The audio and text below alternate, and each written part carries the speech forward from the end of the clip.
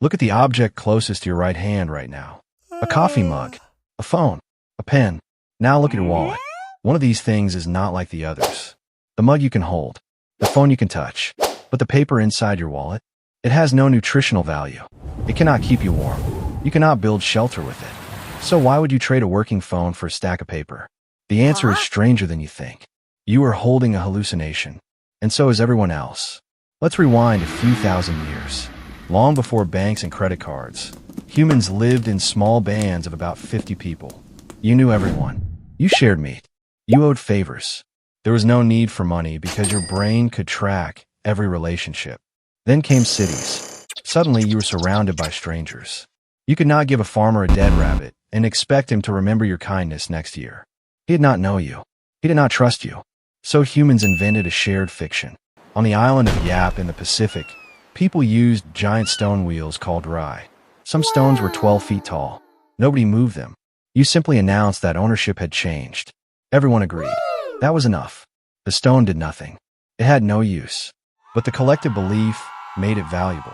Yuval Noah Harari, the historian, calls this the power of intersubjective reality, something that exists only because millions of people agree it exists. Money is intersubjective. So are laws. So are nations. So is your credit score. In 1971, President Richard Nixon did something extraordinary. He announced that the United States dollar would no longer be backed by gold. No precious metal. No physical anchor. Just a promise. Every dollar in your pocket today is pure fiat money.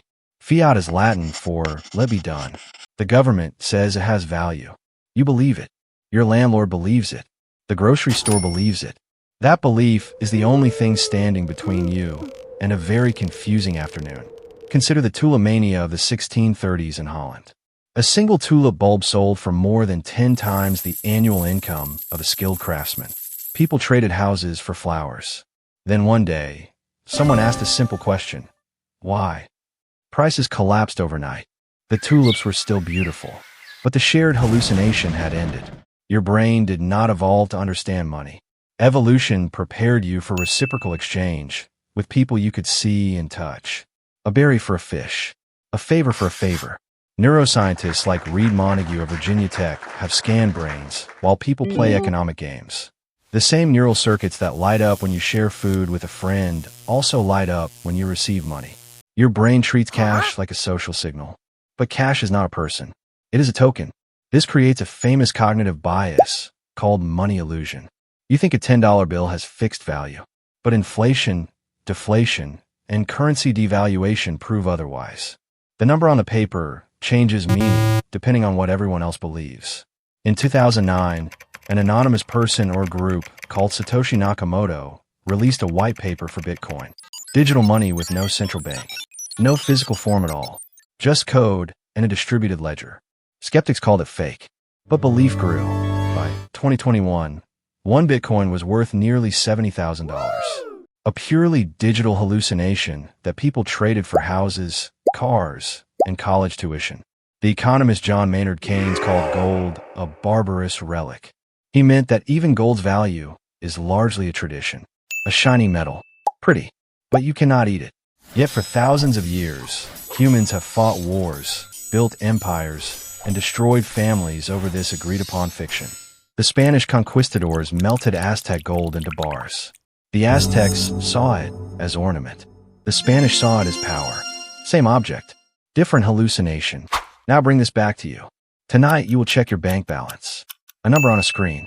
If that number is high, you will feel safe. If it is low, you will feel anxious. But nothing physical changed. The food in your fridge is the same. The roof over your head is the same. Only the number moved. That number is a story you tell yourself. And everyone around you tells the same story. The psychologist Daniel Kahneman won a Nobel Prize for showing how humans make irrational economic decisions. We feel more pain from losing $5 than pleasure from finding $5.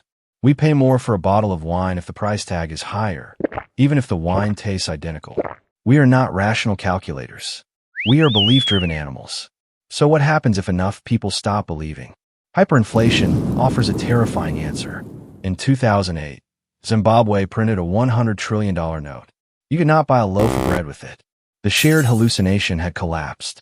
People reverted to barter. Eggs for gasoline, clothes for medicine. The moment belief fractures, money becomes what it always was, decorated paper with a dead president's face. But here is the twist that will change how you see every purchase you make tomorrow. Money is not just a shared hallucination. It is a technology for cooperation. Without it, you could not buy coffee from a stranger. You could not work for a company on the other side of the planet. You could not save for retirement. The hallucination allows 7 billion strangers to trade peacefully.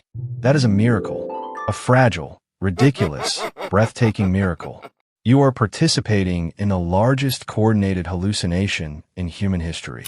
Right now, while reading these words. So the next time you hand a cashier a piece of paper for a sandwich, pause for 1 second. You just performed a magic trick. Both of you believed in the same invisible thing. And because you believed, lunch appeared. That is not crazy. That is human. Now look at the object closest to your right hand.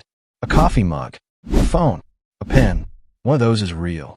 The other is a hallucination you trusted enough to trade for everything you own.